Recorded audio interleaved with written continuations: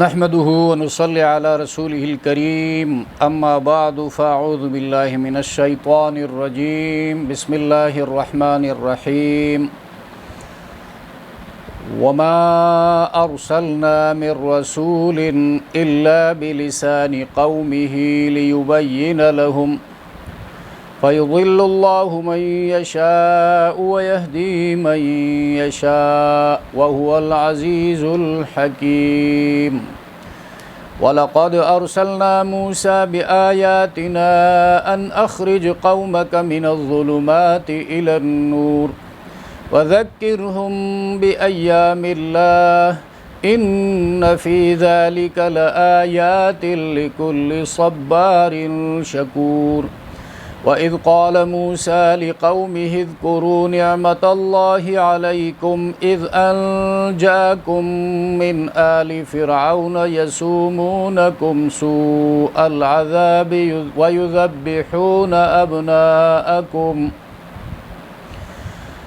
وَيُذَبِّحُونَ أَبْنَاءَكُمْ وَيَسْتَحْيُونَ نِسَاءَكُمْ وَفِي ذَلِكُمْ بَلَاءٌ مِّن رَّبِّكُمْ عَظِيمٌ وَإِذْ تَأَذَّنَ رَبُّكُمْ لَئِن شَكَرْتُمْ لَأَزِيدَنَّكُمْ وَلَئِن كَفَرْتُمْ إِنَّ عَذَابِي لَشَدِيدٌ وقال موسى إن تكفروا أنتم ومن في الأرض جميعا فإن الله لغني حميد۔ سورہ ابراہیم آیت نمبر 4 تا 8 لفظی ترجمہ۔ وما ارسلنا اور نہیں بھیجا ہم نے، ارسلنا ہم نے بھیجا، ارسال بھیجنا، ما نافیہ ہے، وما ارسلنا اور نہیں بھیجا ہم نے من رسول کوئی پیغمبر، رسول فرستادہ پیغمبر، اور یہ لفظ مشترک ہے، فرشتوں کے لیے بھی استعمال ہوا ہے قرآن میں اور انسانوں کے لیے بھی استعمال ہوا ہے۔ تو رسول، پیغمبر، فرشتے اللہ کا پیغام پیغمبروں تک لاتے ہیں، انسانوں تک، اور انسانوں میں جو اللہ کے پیغمبر ہیں، اللہ کے رسول ہیں، نبی ہیں، وہ اللہ کے بندوں تک پہنچاتے ہیں۔ الا بلسان قومہ، لسان زبان، لینگویج، قومہ اس کی قوم کے، الا بلسان قومہ مگر ہم زبان اس کی قوم کا، لیبین تاکہ کھول کر سمجھائے، یبین بین یبین تبیین وضاحت کرنا، ایکسپلین کرنا، کھول کر سمجھائے وہ لہم ان کو، فیضل ضلال بھٹکانا، گمراہ کرنا، تو فیضل اضل یضل بھٹکا دیتے ہیں اللہ من یشاء جس کو چاہتے ہیں، ویہدی ہدا یہدی ٹو گائیڈ راہ دکھانا، رہنمائی کرنا، اور ہدایت دیتے ہیں من یشاء جس کو چاہتے ہیں، وہو اور وہ العزیز زبردست ہے، الحکیم حکمت والے ہیں۔ وَلَقَدْ اور واقعہ یہ ہے، وَلَقَدْ اور یقیناً، ارسلنا بھیجا ہم نے موسیٰ علیہ السلام کو بھی آیاتنا، آیات، آیتن کی جمع ہے نشانی، معجزہ کے لیے بھی استعمال ہوتا ہے، قرآن کی آیت کے لیے بھی استعمال ہوا ہے، بے آیاتنا اپنی نشانیوں کے ساتھ، ان اخرج کہ نکالیے، قومک اپنی قوم کو، من الظلمات تاریکیوں سے، ظلمات ظلمتن کی جمع ہے، تاریکیاں بہت ساری ہیں اس لیے جمع لایا، الی النور روشنی کی طرف، نور ایک ہے اس لیے واحد لایا، اور نور کی جمع انوار آتی ہے۔ وَذَكِّرْهُمْ ذکر ذکر یذکر تذکیر، نصیحت کرنا، خبردار کرنا، آگاہ کرنا، ریمائنڈ کرنا، ذکرہم، اور نصیحت کیجیے ان کو۔ نصیحت کرنے سے بندہ آگاہ ہوتا ہے۔ بِأَيَّامِ اللہ، ایام یوم کی جمع ہے، ایام اللہ اللہ کے دن، تو بِأَيَّامِ اللہ یہاں پر ایام واقعات کے معنی میں استعمال ہوا ہے، اللہ پاک کے واقعات سے۔ ان فی ذالک، تو یہاں پر ایام کا جو لفظ ہے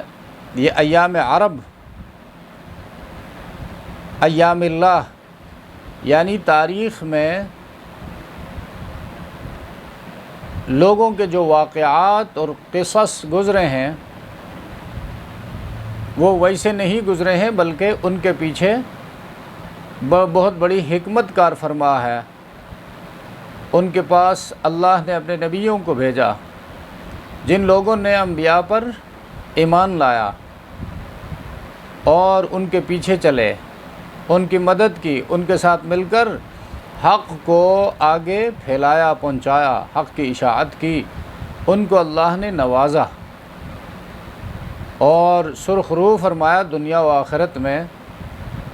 اور جن لوگوں نے سرکشی کی، مخالفت کی، ضد پر اڑے رہے، ان کو اللہ نے سزا دی، کسی کو ہلا کر رکھ دیا، کسی کو الٹ دیا، کسی پر پتھروں کی بارش ہوئی، کسی پر آگ برسی۔ اب یہ واقعات ایام اللہ کہلاتے ہیں۔ اللہ کے دن سے مراد وہ بڑے بڑے واقعات جن سے انسان عبرت پذیر ہوتا ہے، وہ واقعات یاد دلائیے اے پیغمبر ان کو، ان واقعات سے نصیحت کیجیے، ریمائنڈ کیجیے ان کو۔ ان فی ذالک، یقیناً اس میں، لآیات، بہت ساری نشانیاں ہیں، لکل، ہر ایک کے واسطے، صبارن، صبر شعار، صبار بھی مبالغے کا صیغہ ہے، معنی کی کثرت ہے اس میں، ایک بار صبر نہیں، دو بار نہیں، بلکہ صبر شعار، ہر وقت صبر کرنے والا، شکور، شکر گزار، یہ بھی مبالغے کا صیغہ، ہر وقت شکر کرنے والا۔ وَإِذْ قَالَ، اور جب کہا موسیٰ علیہ السلام نے، لِقَوْمِهِ، اپنی قوم سے، اذکروا، یاد کرو، نعمتا، احسان، نعمت یہ اسم جنس ہے، ایک سے لے کر 1 کروڑ پر اس کا اپلیکیشن ہوتا ہے، اطلاق ہوتی ہے، تو اس کی جمع آئے گی نعم، نعمتن کی جمع نعم، اللہ کی نعمتیں، اللہ کے احسانات۔ نعمت اللہ، احسان اللہ تبارک و تعالیٰ کا، علیکم، اپنے اوپر، اذ انجاکم، جب نجات دی انہوں نے تم کو، من آل لوگ، من آل فرعون، فرعون کے لوگوں سے، یسومونکم، تکلیفیں پہنچاتے تھے وہ تمہیں، یسومونکم، سامہ الامر، جب کسی کو تکلیف پہنچتی ہے تو عربی میں کہا جاتا ہے سامہ الامر، فلاں کو تکلیف پہنچی، فلاں مصیبت میں مبتلا ہو گیا۔ یسومونکم، وہ تکلیفیں دیتے تھے تمہیں، پہنچاتے تھے تمہیں، سوء العذاب، سخت تکلیف۔ وَيُذَبِّحُونَ، اور ذبح کرتے تھے وہ، ابناءکم، ابن، ابناء، ابن واحد ہے، ابنا جمع ہے، تمہارے لڑکوں کو، نرینہ اولاد کو۔ وَيَسْتَحْيُونَ، حیات مصدر آئے گا تو زندہ رکھنا، اور ایک دوسرا مصدر بھی اس کا آتا ہے حیاءن، حیاءن مصدر آئے گا تو شرمگاہوں کو دیکھنا۔ تو وہ فرعون جو تھے اس نے ایک گروپ اس مقصد کے لیے بنا رکھا تھا کہ وہ بنی اسرائیل میں چل پھر کر اور گھر گھر تلاشی لے لے کہ کون عورت جو ہے حاملہ ہے، امید سے ہے، تاکہ اس کا نام رجسٹر میں لکھا جائے اور کل کو جب پیدا ہو جائے بچہ وہ لڑکا ہے یا لڑکی ہے، اگر لڑکا ہے تو اس کو ذبح کیا جائے گا۔ یعنی یہ انتہائی درجے کی ایک گھناؤنا فعل تھا۔ اور جس طرح آج کل الٹراساؤنڈ کے ذریعے یہ کام کیا جاتا ہے، بلا ضرورت جو ہے عورتوں کو الٹراساؤنڈ کے سامنے، ڈاکٹر کے سامنے بٹھا کر لڑکا ہے یا لڑکی ہے ایسے شوق کے لیے، تو اس بات کی بھی اجازت نہیں ہے۔ وَيَسْتَحْيُونَ تو اس کے دو مصدر آئے، حیاتن ہو تو زندہ رکھتے تھے، حیاؤن جو ہو تو پھر بے آبروئی کرتے تھے، نساءکم تمہاری عورتوں کو، وفی ذالکم اور اس میں بلا ان آزمائش ہے، بلا آزمائش اور بلا نعمت کے لیے بھی استعمال ہوا ہے، من ربکم تمہارے پروردگار کی جانب سے، عظیم بڑی، وَإِذْ تَأَذَّنَ اور جب خبردار کیا، یہ سورہ یوسف میں گزرا ہے، وَأَذَّنَ مُؤَذِّنٌ اعلان کیا، خبردار کیا، ربکم تمہارے رب نے، لَإِن شَكَرْتُمْ یقیناً، لَإِن یہ قسم کے بجائے استعمال ہوا ہے، اللہ قسم کھا کر فرماتے ہیں میرے بندو اگر تم نے میرا احسان مانا، شکر کیا، لَأَزِيدَنَّكُمْ تو ضرور بے ضرور میں زیادہ دوں گا تمہیں، وَلَئِن اور اگر تم نے کفر تم ناشکری کی، ان عذابی تو بے شک میری سزا، لشدید البتہ سخت ہے۔ وقال موسیٰ اور کہا موسیٰ علیہ السلام نے، ان تکفروا اگر تم ناشکری کرو گے، انتم تم، ومن فی الارض اور جو لوگ زمین میں ہیں، جمیعاً سارے ہی، تو فإن بے شک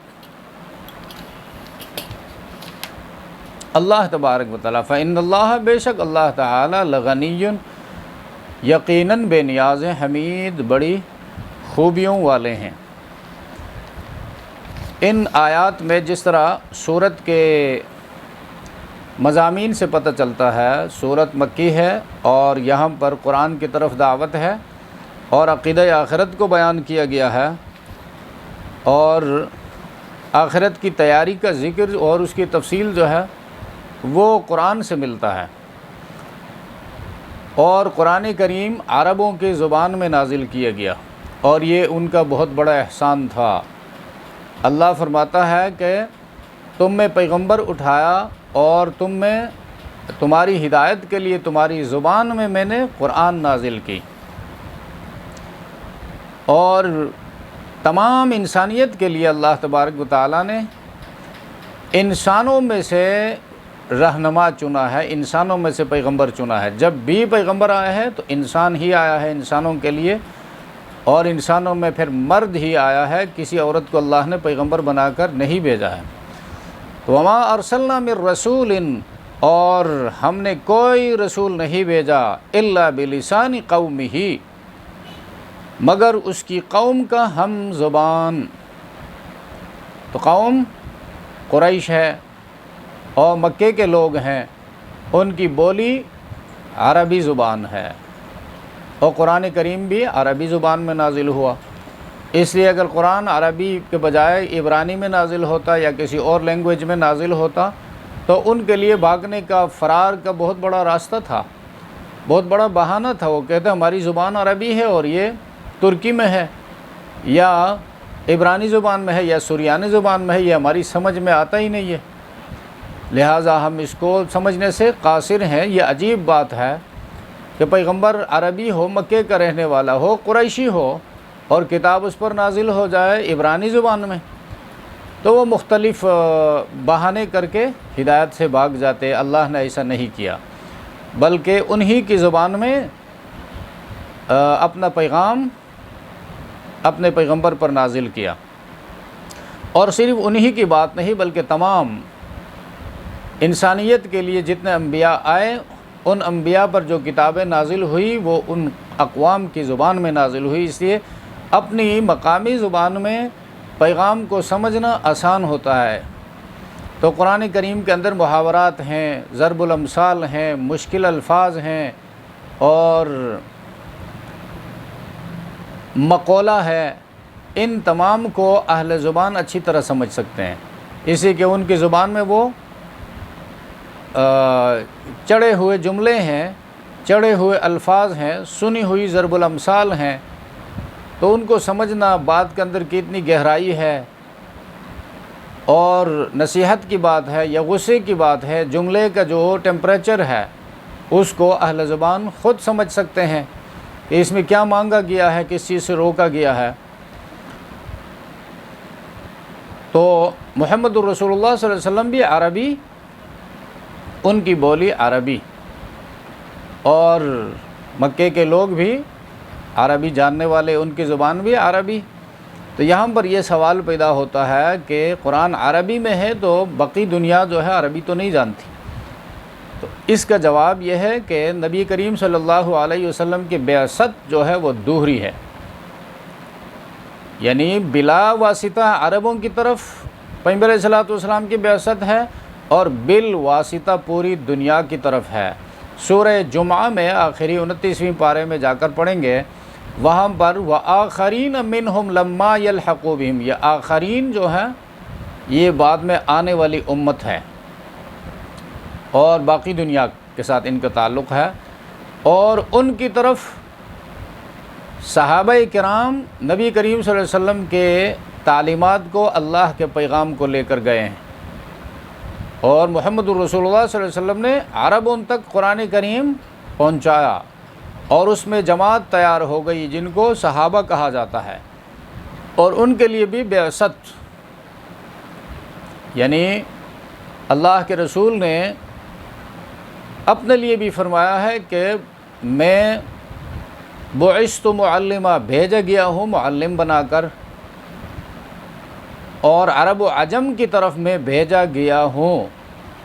تو عجم کی طرف تو رسول اللہ صلی اللہ علیہ وسلم نہیں آئے ہیں، عجم کی طرف تو صحابہ کرام آئے ہیں۔ تو محمد الرسول اللہ کی بعثت جو ہے دوہری ہے، بلا واسطہ عربوں کی طرف ہے، بالواسطہ عجم کی طرف ہے، اور عجم تک پیغام جو ہے صحابہ کرام نے پہنچایا،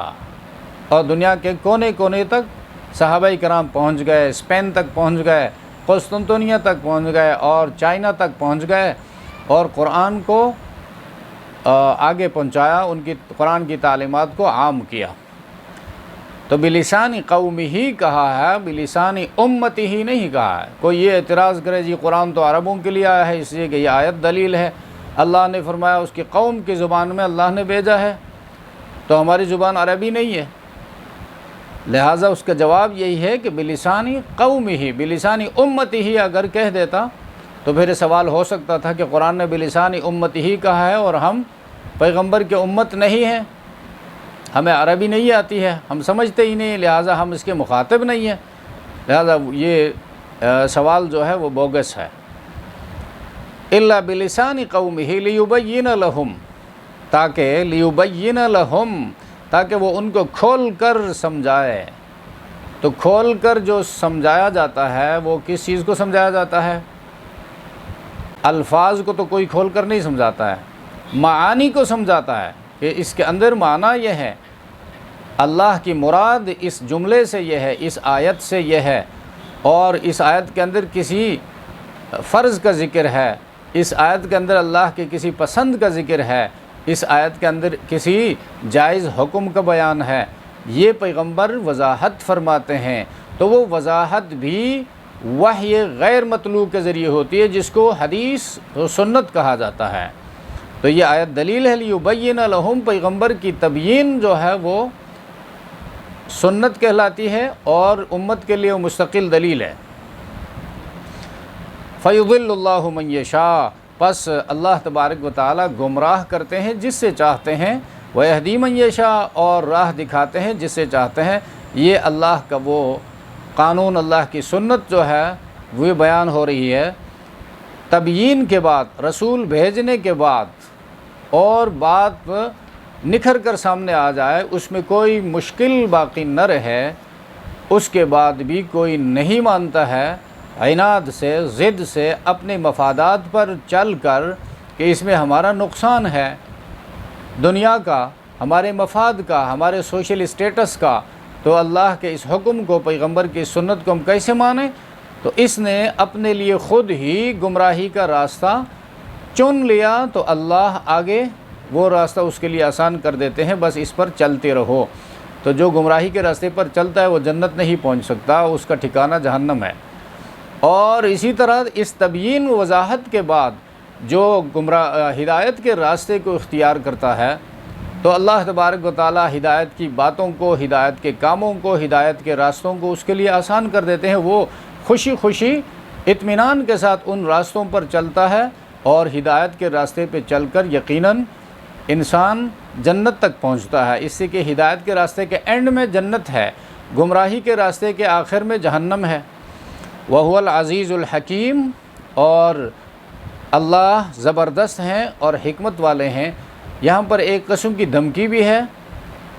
عزیز کا مطلب یہ ہے یہ قرآن جو بھیجا گیا ہے یہ کوئی اختیاری چیز نہیں ہے کہ ہم چاہیں اس کو مانیں چاہیں نہ مانیں، نہیں، یہ زبردست اللہ کا کلام ہے۔ نہ ماننے پر وہ سزا دے سکتا ہے، عذاب دے سکتا ہے، ذلیل و رسوا کر سکتا ہے، لیکن دنیا میں چونکہ اس کی صفت حکمت کام کر رہی ہے، بندوں کو اس نے مہلت دے رکھا ہے، بندے آزاد ہیں، ان کو عقل دی گئی ہے، لیکن جزوی طور پر آزاد ہیں، کلی طور پر آزاد نہیں ہیں، عمل کرنے کے لیے آزاد ہیں، نتیجہ بھگتنے کے لیے آزاد نہیں ہیں۔ عمل کے لیے آزاد ہیں اس لیے کہ امتحان ہے، امتحان کے لیے آزادی ضروری ہے، اور جب عمل کریں گے تو نتیجہ اللہ کے ہاتھ میں ہوگا، نتیجہ اللہ نکالے گا۔ تو اس وجہ سے اللہ اسی وقت جو ہے بندے کو پکڑ کر سزا نہیں دیتے ہیں۔ اس کے بعد حضرت موسیٰ علیہ السلام کا واقعہ بیان ہو رہا ہے۔ یہ دو مقاصد کے لیے قرآن بیان کرتا ہے موسیٰ علیہ السلام کا واقعہ۔ ایک مقصد جو ہے یہ مکی دور کے آخر میں مسلمان انتہائی قسم پرسی کی حالت سے گزر رہے تھے، اور کفار ان کو بڑے ستا رہے تھے، ان کے جائیداد چھین رہے تھے، ان کو ہجرت پر مجبور کر رہے تھے، ان کی پٹائی ہو رہی تھی اور ان کو رسوا کیا جا رہا تھا۔ تو اللہ تبارک و تعالیٰ نے پیغمبر کی تسلی کے لیے، مشرکین مکہ کو سنانے کے لیے حضرت موسیٰ علیہ السلام کا واقعہ بیان فرمایا۔ پیغمبر کی تسلی اس طرح ہے کہ اے میرے پیغمبر، ان حالات سے حوصلہ شکنی نہیں ہونی چاہیے تمہاری، بلکہ تسلی حاصل کرو، اس لیے کہ ایک پیغمبر تم سے پہلے بھی گزرے ہیں، موسیٰ، اور اس کا جس بادشاہ کے ساتھ مقابلہ آیا، جس قوم کے ساتھ مقابلہ آیا، قوم فرعون، وہ بڑا ظالم جابر تھا، لوگوں کو وہ لٹا کر ان کے ہاتھوں پر میخیں ٹھونستا تھا اور بڑی فوج رکھتا تھا اور مقابلہ کر کے لوگوں کو ہلاک کرتا تھا، جس طرح بنی اسرائیل کو اس نے غلام بنا رکھا تھا۔ تو موسیٰ علیہ السلام نے بڑی بہادری کے ساتھ اس کی سزاؤں کا، اس کے مظالم کا مقابلہ کیا، اور آخرکار اللہ تبارک و تعالیٰ نے موسیٰ علیہ السلام کو کامیابی عطا فرمائی۔ تو اسی طرح بہادری سے تجھے بھی، اے میرے پیغمبر، مشرکین مکہ تک میرا پیغام پہنچانا چاہیے، اور کامیابی تیری قدم چومے گی۔ اور مشرکین مکہ کو اللہ سنا رہا ہے کہ دیکھو تم لوگ میرے پیغمبر کا مقابلہ کر رہے ہو، تم سے پہلے ایک قوم فرعون، اس نے موسیٰ علیہ السلام کا مقابلہ کیا تھا، تو ان لوگوں کو منہ کی کھانی پڑی، ذلیل و رسوا ہو گئے۔ آج جو بھی ان کا نام لیتا ہے لعنت بھیجتا ہے، ان کا کہیں نام و نشان نہیں ہے۔ تمہارا مقدر بھی یہی ہوگا اگر تم نے محمد الرسول اللہ کا مقابلہ جاری رکھا۔ ان دو مقاصد کے لیے یہ آیتیں بیان کی جا رہی ہیں، اور مقصد رسالت کو بھی بیان کر رہا ہے۔ وَلَقَدْ أَرْسَلْنَا مُوسَىٰ بِآيَاتِنَا، اور تحقیق بھیجا تھا ہم نے موسیٰ علیہ السلام کو اپنی نشانیوں کے ساتھ۔ نشانیاں، معجزات، اس سے کہ فرعون کے پاس موسیٰ علیہ السلام جب گئے تھے تو تورات نازل نہیں ہوئی تھی، معجزات لے کر گئے تھے اور معجزات سے ان کا مقابلہ کیا۔ اور بھیجنے کا مقصد کیا تھا؟ ان اخرج قومک من الظلمات الی النور، اس بات کے ساتھ، اس پیغام کے ساتھ کہ اپنی قوم کو نکال دے، بنی اسرائیل کو ظلماتی کفر، شرک اور جہالت کی تاریکیوں سے الی النور، توحید اور اسلام کی روشنی کی طرف۔ وذکرہم، تو اب یہاں پر آزادی دلانا جو ہے یہ انبیاء علیہ السلام کی سنت ہے، یہ ان کی سیرت ہے۔ انہوں نے غلامی سے قوموں کو آزاد کیا ہے، لیکن آزادی کسے کہتے ہیں؟ ایک تو آج ہماری آزادی ہے کہ خواہش نفس پر چلنے کے لیے ہم آزادی چاہتے ہیں، حرام کھانے، حرام پینے، حرام بیٹھنے، حرام چلنے کے لیے ہم آزادی چاہتے ہیں، اور اللہ کی مرضی کے خلاف زندگی بسر کرنے کے لیے ہم آزادی چاہتے ہیں، دین پر عمل کرنے سے اپنے کو نکالنے کے لیے ہم آزادی چاہتے ہیں۔ اور پیغمبر جس آزادی کی بات کر رہا ہے وہ انسانوں کی غلامی سے انسانوں کو نکال کر اللہ کی غلامی میں ڈال دے، اس کو حقیقی آزادی کہا جاتا ہے۔ حقیقی آزادی اس کو نہیں کہا جاتا کہ بے حیا مردوں اور بے حیا عورتوں کو جمع کیا جائے اور پھر ان کو آزاد چھوڑا جائے، جو جی میں آئے کرتے رہو، اس کو حقیقی آزادی نہیں کہتے، اس کو حقیقی بے حیائی کہتے ہیں، اور یہ حقیقت میں نفس کی بہت بڑی غلامی ہے۔ اپنی نفسانی خواہشات پر عمل کرنے کے لیے یہ سارا کچھ کیا جا رہا ہے۔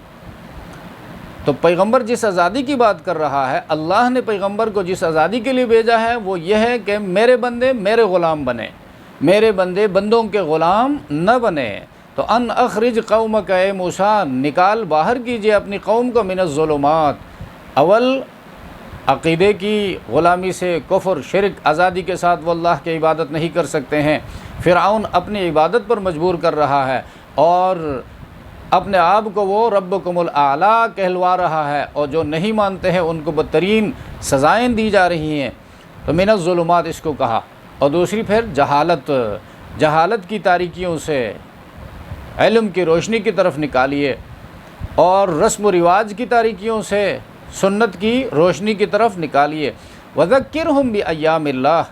اور ان کو نصیحت کیجیے، ذکرہم اللہ پاک کے واقعات سے، یعنی گزشتہ قوموں پر جو عذاب آئے اور گزشتہ قوموں کو جو اللہ نے عروج نصیب کیا، کامیابیاں عطا فرمائی، وہ ان کو سنا کر ان کے دل نرم کیجیے تاکہ وہ اللہ کی طرف متوجہ ہوں، ہدایت کی طرف آ جائیں۔ ان فی ذالک لآیات، بے شک اس میں، ان واقعات میں، فی ذالک اشارہ جو ہے ایام اللہ کی طرف راجع ہے، بے شک اس میں لآیات بہت ساری نشانیاں ہیں، لکل صبار، ہر صبر شعار کے لیے، صبر تکالیف برداشت کرنے کے لیے وہ صبر کرتا ہے، سینہ سپر ہوتا ہے، عقیدے کو نہیں چھوڑتا اور نیک اعمال کو نہیں چھوڑتا، اور تکلیفوں کے سامنے کھڑا رہ کر استقامت کے ساتھ دین پر عمل کر رہا ہے، اور شکور اور شکر گزار۔ شکور کا معنی ہے شکر گزار۔ اب شکر، جو بھی نعمت ہمارے اوپر ہے اللہ نے عطا کی ہے، سب سے پہلے یہ عقیدہ رکھنا کہ یہ نعمت اللہ کی طرف سے ہے، یہ نعمت عطا کرنے والا اللہ کے سوا کوئی نہیں، یہ شکر ہے۔ اور پھر اس نعمت کو اللہ کے بتائے ہوئے حکم کے مطابق ان مقامات پر خرچ کرنا جن مقامات پر خرچ کرنے کا اللہ نے حکم دیا ہے، آنکھوں کو اس طرح استعمال کرنا، کانوں سے اس طرح کام لینا، اور زبان کو اس طریقے سے چلانا، دماغ سے اس طریقے سے سوچنا، اور دل سے غور و فکر کر کے اللہ کی معرفت حاصل کرنا، یہ اللہ کی نعمتوں کا شکر ہے۔ اگر اس کے برعکس استعمال کی جائے تو یہی نعمتوں کی ناشکری ہے۔ تو صبر اور شکر، حدیث میں یہ آتا ہے الایمان نصفان، نصف صبر و نصف شکر۔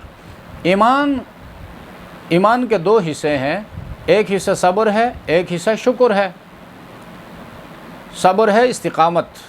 استقامت، دین کے راستے میں تکالیف آئیں گی اور ان کے سامنے کھڑا رہنا ہے۔ تو تکلیفوں کی وجہ سے دین کو نہیں چھوڑنا ہے، بلکہ تکلیفوں کو برداشت کرنا ہے، ان کا اجر اللہ عطا فرمائیں گے۔ اور شکر جو ہے، جتنا کچھ حاصل ہو گیا علم میں سے اور اللہ کی نعمتوں میں سے، ان کا شکر ادا کرتے رہے، تو یہ بھی اجر کا باعث ہے۔ اس پر بھی اللہ اجر عطا فرماتے ہیں کہ بندہ جو ہے اس نعمت کو میری طرف سے سمجھتا ہے، اپنی ہنرمندی نہیں سمجھتا، اپنی قابلیت نہیں سمجھتا۔ تو حضرت عمر رضی اللہ تعالیٰ عنہ سے روایت ہے، وہ فرماتے ہیں انسان کا حال جو ہے وہ عجیب ہے، جب اس کو تکلیف پہنچتی ہے تو صبر کرتا ہے، جب اس کو نعمت پہنچتی ہے تو شکر کرتا ہے، اور صابرین کے لیے بھی اجر کا وعدہ ہے، اور شاکرین شکر گزاروں کے لیے بھی اجر کا وعدہ ہے۔ تو شکر کا مزاج اختیار کرنا چاہیے، اور نبی کریم صلی اللہ علیہ وسلم کی سنت بھی یہی تھی، پیغمبر علیہ الصلوۃ والسلام الحمدللہ علی کل حال، یہ نبی کریم صلی اللہ علیہ وسلم کی دعا تھی، ہر حال میں تمام تعریفیں اللہ ہی کے لیے ہیں، یعنی اچھی حالت، بری حالت، تکلیف کی حالت اور خوشحالی کی حالت، دونوں حالتیں جو ہیں، ان دونوں حالتوں میں تعریفیں اللہ ہی کے لیے ہیں، حمد و ثنا کے لائق اللہ ہی ہے۔ تو بندہ جو ہے تکلیف میں اگر واویلا کرے تو کیا تکلیف اس سے ہٹ سکتی ہے؟ نہیں، دور نہیں ہو سکتی، تو اپنے اجر کو ضائع کیوں کریں؟ اور تکلیف جو ہی پہنچتی ہے اول مرحلے میں صبر کی ضرورت ہے، دیر سویر صبر آتا ہی ہے ہر کسی کو، تو بعد میں اس کو کوئی اعتبار نہیں ہوگا جب وہ اس کی عادت بن جائے۔ اسی طرح شکر جو ہے ابتدا میں بس جو حاصل ہو جائے، انسان شکر کی نفسیات سے لبریز ہو کہ یہ چیز جو ہے اللہ کی طرف سے نعمت ہے اور اس کا شکر میرے اوپر واجب ہے۔ تو کسی مفسرین فرماتے رحمہم اللہ، کسی حقیقت تک پہنچنے کے لیے صبر کی ضرورت ہے، بغیر صبر کیے بندہ کسی نتیجے تک نہیں پہنچ سکتا۔ ہم لوگ ماسٹر کرنے کے لیے، ایم ایس کرنے کے لیے، ایم فل کرنے کے لیے کتنا صبر کرتے ہیں؟ 16 سال تک اسکول ہے، کالج ہے، یونیورسٹی کی تعلیم ہے، اس کے بعد جا کر ایم ایس میں داخلہ ملتا ہے۔ 16 سال ہم نے صبر کیا، اور اس کے بعد جا کر کہیں جاب ملتی ہے۔ اسی طرح ایک پودا کوئی لگاتا ہے تو 5 سال انتظار کرتا ہے، پودا لگاتے ہی اس میں پھل نہیں لگتے ہیں، 5 سال انتظار کرتا ہے، اس کی حفاظت کرتا ہے، اس میں پانی ڈالتا ہے، اور گرم ٹھنڈی ہواؤں سے اس کو محفوظ رکھتا ہے، پھر جا کر وہ پودا جو ہے بڑا ہوتا ہے، اس کی پرورش ہوتی ہے، اس میں پھل لگتے ہیں۔ تو پھل حاصل کرنے کے لیے صبر کی ضرورت ہے، محنت کرنے کی ضرورت ہے۔ اسی طرح دین میں ترقی کرنے کے لیے، اللہ کے رضا کو حاصل کرنے کے لیے بھی دین پر مضبوط ہونے کی ضرورت ہے، مخالف ہواؤں کو برداشت کرنے کی ضرورت ہے، اور پھر وہ حقیقت جب حاصل ہو گئی تو اس کو اپنے اندر اتارنے کے لیے شکر کی ضرورت ہے، اور جب شکر نہیں کرے گا تو ناشکری کی نفسیات پر چلے گا، تو ہو سکتا ہے وہ نعمت چھن جائے، ایسے حالات پیدا ہو جائے کہ جس راستے سے وہ نعمت آئی تھی اسی راستے سے وہ نعمت سلب بھی ہو جائے، اس لیے جس رب نے دیا ہے وہ لے بھی سکتا ہے۔ تو صبار مبالغے کا صیغہ استعمال فرمایا، بہت زیادہ صبر کرنے والے، ہر وقت صبر کرنے والے، شکور بہت زیادہ شکر کرنے والے، اور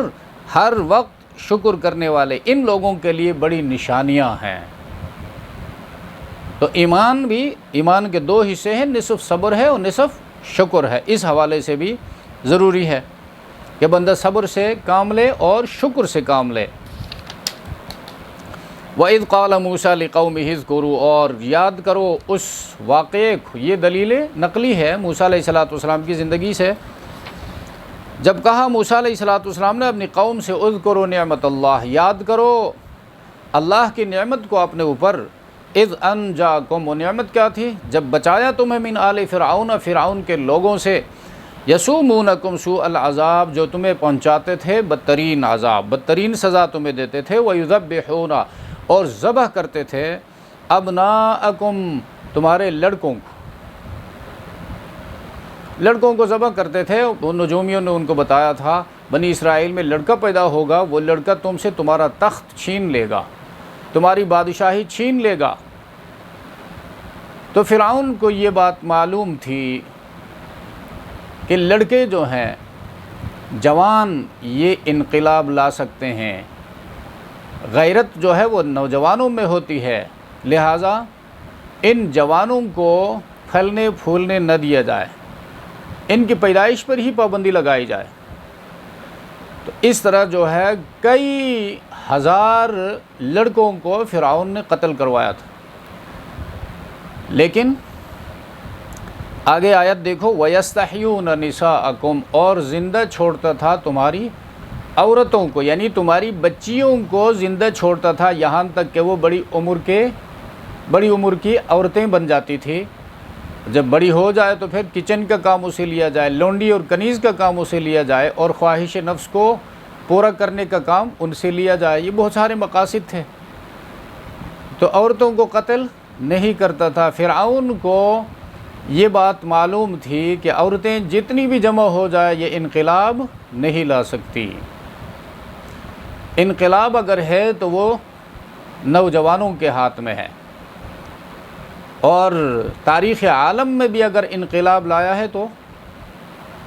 کفار میں بھی نوجوان مردوں نے لایا ہے، مسلمانوں میں بھی نوجوانوں نے، انبیاء علیہ الصلوۃ والسلام نوجوان تھے، انہوں نے انقلاب لایا ہے۔ اصحاب کہف کے بارے میں قرآن کہتا ہے انہم فتیۃ، وہ چند نوجوان تھے، انقلاب لایا ہے۔ ابراہیم علیہ السلام کے بارے میں فرمایا یقال لہ فتى یقال لہ ابراہیم، ایک نوجوان جو بتوں کے خلاف بول رہا تھا، بت تراش تھا، بت فروش تھا، بت شکن تھا۔ ابراہیم علیہ السلام بت شکن تھا اور بت شکنی کی باتیں کر رہا تھا، اور یہ کہہ رہا تھا کہ یہ بت کسی کام کے نہیں ہیں، اس کو فتح کہا ہے۔ حالانکہ ابراہیم علیہ السلام کی زندگی عمر 40 سے زیادہ تھی، لیکن جوان کہا، تو انقلاب کا تعلق جوانوں سے ہے، لیکن یہ بات آج ہماری سمجھ میں نہیں آ رہی ہے۔ جہاں دیکھو تعلیمی ادارے کو ایجوکیشن پر مشتمل ہے، لڑکوں اور لڑکیوں کو ساتھ ایک ہی کمرے میں بٹھایا جاتا ہے، اور بے حیائی کا ابھرنا ایک فطری عمل ہے۔ اب دودھ جو ہے وہ بلی کے سامنے رکھ کر اسے آپ لیکچر دے دے 1 گھنٹہ 2 گھنٹہ کہ یہ دودھ نہیں پینا ہے، یہ تو بلی کی فطرت کے خلاف آپ بول رہے ہیں، وہ اپنی فطرت کے خلاف نہیں جائے گی، وہ موقع پا کر وہ دودھ پی جائے گی۔ تو شریعت اسلامی نے پردے کی جتنی اہمیت بیان کی ہے شاید کسی حکم کی اتنی اہمیت بیان نہیں کی ہے، اس لیے کہ مردوں کی غیرت کا جنازہ نکل جاتا ہے جب ان میں بے حیائی آ جاتی ہے، اور عورتیں جب بے حیا ہو جائے تو ان بے حیا عورتوں کی گود میں حسن حسین جیسے جوان پرورش نہیں پاتے۔ یہ اقبال کہتا ہے، میں نہیں کہتا ہوں۔ ان بے حیا قوم کی عورتوں کی گود میں صلاح الدین ایوبی جیسے بہادر مجاہد پیدا نہیں ہوتے۔ یہ تعلیمی ادارے، یونیورسٹیز، کالجز، ان میں کو ایجوکیشن کو لازم کیا ہے اقوام متحدہ نے، اور IMF قرض پر قرض دے رہا ہے، اور شرط یہ رکھتا ہے کہ کو ایجوکیشن لازمی، اس لیے ان کو پتہ ہے کہ محمد الرسول اللہ نے اس پر پابندی لگائی ہے، تو جب اس نے پابندی لگائی ہے تو اس کے اعمال پر، اس کے بتائے ہوئے احکام پر چلنے میں مسلمان قوم کی کامیابی ہے، لہٰذا اس کے احکام سے مسلمان قوم کو روکا جائے تاکہ ذلیل و رسوا ہو جائے۔ اور جو کچھ پھر ان اداروں میں ہو رہا ہے، آئے دن جو ہے لڑکیاں، خواتین ویڈیو اپلوڈ کر رہی ہیں کہ میرے ساتھ فلاں پروفیسر نے یہ کیا، فلاں لیکچرر نے یہ کیا، تو میں حیران اس بات پر ہوں کہ ان کے والدین کہاں سوئے ہوئے ہیں۔ وہ ان ویڈیوز کو دیکھتے ہیں اور پھر ٹس سے مس نہیں ہوتے ہیں، تو اسی کا مطلب ہے آخرت پر دنیا کو ترجیح دینا، حیا کا بیڑا غرق ہو جائے اور خاندان بدنام ہو جائے، لیکن BS کی ڈگری مل جائے، اس لیے کہ رزق جو ہے BS کی ڈگری سے ملتا ہے۔ رزق دینے والا اللہ نہیں ہے۔ اگر اللہ کو کوئی رزق دینے والا جانتا ہے تو پہلے ان چیزوں کا وہ انتظام کرتا ہے کہ بھئی یونیورسٹی میں تعلیم ہو لیکن پڑھانے والی پروفیسر خاتون ہو، اور ہماری بچیوں کے لیے الگ 4 دیواری ہو، ان کے کلاسز الگ ہوں، لیکن ایسا کوئی انتظام پاکستان میں نہیں ہے۔ اور حکمران ہیں جو چمچے ہیں IMF کے، جو چمچے ہیں اقوام متحدہ کے، ان کو قرآن دیکھ کر پڑھنا نہیں آتا ہے، وہ اس حکم کو کیا جانے۔ تو قرآن نے یہ فرمایا کہ فرعون تمہیں بدترین سزا دیتا تھا، تمہاری نرینہ اولاد کو زندہ نہیں چھوڑتا تھا، اس لیے کہ تخت چھیننے کا تعلق، انقلاب لانے کا تعلق نرینہ اولاد کے ساتھ ہے۔ اور آج جو ہے نرینہ اولاد ہماری قوم میں منشیات کا عادی ہے۔ جہاں دیکھو یونیورسٹیوں میں، یونیورسٹیوں کے چمن، یونیورسٹیوں کے لان، یونیورسٹیوں کے حال چرسیوں سے آباد ہیں، نشیوں سے آباد ہیں، منشیات والوں سے آباد ہیں، اور قانون نافذ کرنے والے ادارے بھی وہاں آ کر ان سے مانگتے ہیں تھوڑا سا چرس ہمیں بھی دو۔ یہ عجیب صورتحال ہے۔ تعلیم کے نام پر جہالت کو عام کیا جا رہا ہے، تو اس بات پہ غور و فکر کرنے کی ضرورت ہے۔ یذبحون ابناءکم ویستحیون نساءکم وفی ذالکم بلاء من ربکم عظیم، اور اس میں یعنی بچوں کو ذبح کرنے میں، بچیوں کو زندہ چھوڑنے میں تمہارے لیے بہت بڑی آزمائش تھی تمہارے رب کی طرف سے۔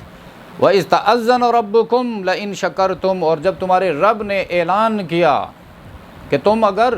احسان مانو گے، شکر کرو گے، لَأَزِيدَنَّكُمْ، تمہیں ضرور بے ضرور تمہیں زیادہ دوں گا، نعمت بڑھاؤں گا، ترقی عطا کروں گا۔ وَلَئِن كَفَرْتُمْ، اور اگر تم ناشکری کرو گے، إِنَّ عَذَابِي لَشَدِيدٌ، تو ناشکری پر میرا عذاب بھی بڑا سخت ہے۔ تو دونوں باتیں ہیں، شکر گزاری پر اللہ نعمت بڑھاتے ہیں، ترقی عطا کرتے ہیں، اور ناشکری پر اللہ تبارک و تعالی سزا دیتے ہیں۔ ان سزاؤں کی بہت ساری قسمیں ہوتی ہیں۔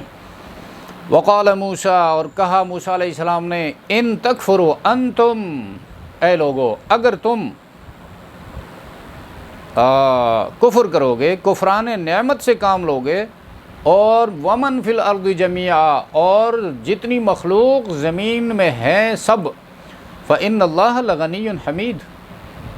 تو بے شک اللہ تبارک و تعالی لغنی، بے پرواہ ذات ہے، بے نیاز ہے، تمہاری تعریفوں کا محتاج نہیں ہے۔ تمہاری تعریفوں سے خدا کی خدائی میں ذرہ برابر اضافہ نہیں ہوتا، اور تم اگر سب نافرمان بن جاؤ تو خدا کی خدائی میں کوئی کمی نہیں آتی۔ اس لیے الحمید وہ تعریفوں والا ہے، خوبیوں والا ہے۔ تو نبی اکرم صلی اللہ علیہ وسلم نے ارشاد فرمایا، جس شخص کو 4 باتیں حاصل ہو جائے وہ 4 چیزوں سے کبھی محروم نہیں ہوگا۔ پہلی بات، جس سے شکر گزاری کی توفیق مل گئی، وہ نعمتوں کی زیادتی سے کبھی محروم نہیں ہوگا، کیونکہ اللہ پاک یہ ارشاد فرماتے ہیں، لئن شکرتم لازیدنکم، شکر گزاری کا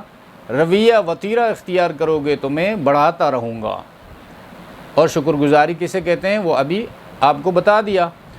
اور جس سے دعا کی توفیق مل گئی، دوسری بات ہے، دعا کی جس کو توفیق مل گئی وہ قبولیت دعا سے محروم نہیں رہتا، کیونکہ اللہ تبارک و تعالیٰ کا خود وعدہ ہے، ادعونی استجب لکم، تم مجھ سے مانگو میں تمہاری دعاؤں کو قبول کروں گا۔ اور تیسری بات، جس سے استغفار کی توفیق مل گئی وہ کبھی مغفرت سے محروم نہیں رہے گا، اس لیے کہ اللہ کا ارشاد ہے، وَأَنِ اسْتَغْفِرُوا رَبَّكُمْ إِنَّهُ كَانَ غَفَّارًا، اپنے پروردگار سے مغفرت طلب کرو، استغفار کی کثرت رکھا کرو، اللہ کو بخشنے والا پاؤ گے۔ اور چوتھی بات یہ کہ جسے توبہ کی توفیق مل گئی وہ بھی قبولیت سے کبھی محروم نہیں رہتا، کیونکہ اللہ کا ارشاد ہے، ان اللہ یحب التوابین، بے شک اللہ پسند کرتے ہیں توبہ کرنے والوں کو، رجوع کرنے والوں کو۔ تو حدیث شریف میں ایک واقعہ آیا ہے جس سے اندازہ ہوتا ہے کہ اللہ تبارک و تعالی نعمتوں پر شکر بجا لانے والوں کو کیسے عطا فرماتے ہیں۔ اور اللہ کے رسول سے پوچھا گیا، نعمتوں پر جو بندہ شکر بجا لاتا ہے تو کیا صلہ ملتا ہے، اور ناشکری کا کیا انجام ہوتا ہے۔ واقعہ یہ ہے، نبی کریم صلی اللہ علیہ وسلم کی خدمت میں ایک سائل آیا، مانگنے والا فقیر، تو آپ نے اس کو ایک کھجور عنایت فرما دی، اور اس سائل نے وہ کھجور پھینک دی۔ کہ عجیب ہے، پیغمبر ہو کر ایک کھجور عنایت کرتا ہے، اور چل دیا۔ تھوڑی دیر بعد دوسرا سائل آیا تو آپ نے اس کو بھی ایک کھجور عنایت فرمائی۔ اس نے یہ کہہ کر لے لی کہ سبحان اللہ، اللہ کے پیغمبر کی عطا کی ہوئی کھجور ہے، میں تا حیات جو ہے اسے علیحدہ نہیں رہوں گا، یعنی اپنے پاس رکھوں گا، یہ رسول اللہ صلی اللہ علیہ وسلم کا تبرک ہے، اس کو برکت کے لیے اپنے پاس رکھوں گا، محفوظ رکھوں گا۔ تو نبی علیہ السلام نے جب اس کو دیکھا تو اللہ کے رسول نے باندی کو حکم دیا کہ ام سلمہ کے پاس جو 40 درہم ہیں رکھے ہوئے ہیں ان کے پاس، وہ ان سے لے کر آ جاؤ اور اس سائل کو دے دو۔ اب دیکھیے رسول اللہ صلی اللہ علیہ وسلم کے دست مبارک سے ملنے والی ایک کھجور اللہ پاک کی بڑی نعمت تھی۔ پہلے سائل نے اس کی ناشکری کی تو وہ رسول اللہ صلی اللہ علیہ وسلم کے تبرک سے بھی محروم ہو گیا، اور دوسرے سائل نے اس کی قدر کی تو 40 درہم اور مل گئے۔ اور بعض روایت میں یہ بھی آتا ہے کہ وہ چند ہی دنوں میں بہت بڑا مالدار ہو گیا۔ اس حدیث کو امام احمد نے اور بیہقی نے حضرت انس رضی اللہ تعالیٰ عنہ سے روایت کی ہے۔ اور ناشکری جو ہے اس کی سزا دنیا میں مل سکتی ہے، نعمت سلب ہو جائے یا ایسی مصیبت میں پھنس جائے کہ نعمت سے فائدہ اٹھا نہ سکے، یہ بھی نعمت کا چھیننا ہے، اور آخرت میں تو ضرور ملے گی۔ نعمت خداوندی کی ناشکری کرنے والا عذاب میں مبتلا ہوگا، گرفتار ہوگا۔ اچھا، تو اللہ تبارک و تعالی لغنی حمید فرمایا، غنی ہے، اور سورہ فاطر میں فرمایا یا ایھا الناس، اے لوگو انتم الفقراء، تم سب فقیر ہو اللہ کے، محتاج ہو اللہ کے، واللہ هو الغنی الحمید، اور اللہ ہی غنی ہے، بے نیاز ذات ہے، تمہاری تعریفوں کا محتاج نہیں، تمہاری عبادتوں کا محتاج نہیں، تمہاری صدقات خیرات کا محتاج نہیں، حمید خوبیوں والا ہے۔ پچھلے درس میں گزر چکا ہے، حمید و محمود، حمید کوئی تعریف کرے یا نہ کرے وہ ذات خوبیوں والی ہے، محمود کے لیے ضروری ہے کہ لوگ اس کی تعریف کریں تو وہ محمود کہلائے گا۔ تو اللہ کی صفت جو ہے وہ حمید ہے، وہ خوبیوں والا ہے، بندے تعریف کرے نہ کرے، جنات تعریف کرے نہ کرے، فرشتے تعریف کرے نہ کرے، وہ تو خوبیوں والا ہے۔ ہم اس کی تعریف کر کے الحمدللہ یا رزاق سبحان اللہ لا الہ الا اللہ کہہ کر اعتراف کرتے ہیں، اعتراف کرتے ہیں کہ ہمارا رب ان خوبیوں کا مالک ہے، اس سے ہم خود پاک ہوتے ہیں، اس سے ہماری درجات بلند ہوتی ہیں، اور گناہوں کو اللہ بخش دیتے ہیں، تو ہمارا فائدہ ہے اس میں۔ اور عبادت جب ہم کرتے ہیں، کوشش جب کرتے ہیں، من جاہد فانما یجاہد لنفسہ، جو کوشش کرتا ہے تو اپنی نفس کے لیے کرتا ہے، اپنے لیے کرتا ہے، خدا کی خدائی میں اضافہ کے لیے نہیں کرتا ہے۔ لہٰذا کوئی علم حاصل کرے، کوئی اللہ کی راہ میں صدقہ خیرات کرے، کوئی اللہ کی راہ میں جہاد کرے،